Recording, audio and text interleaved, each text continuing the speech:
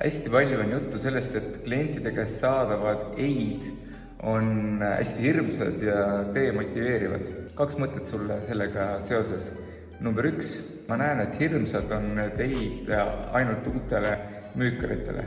Hiljem müükarid saavad ilusti aru, et see ei olnudki ideaalklient, ma ei saanud teda aidata ja väga mõistlik oli see ei, ehk siin ei ole midagi hirmsat. Teiseks on see, et demotiveerivad ei ole need ei-d, vaid see, et juhid ei märka meie tegevusi ja käitumist. Leppisime kokku, et teed 50 kontakti. Ma tegin need ära. Ei saa tunnustada.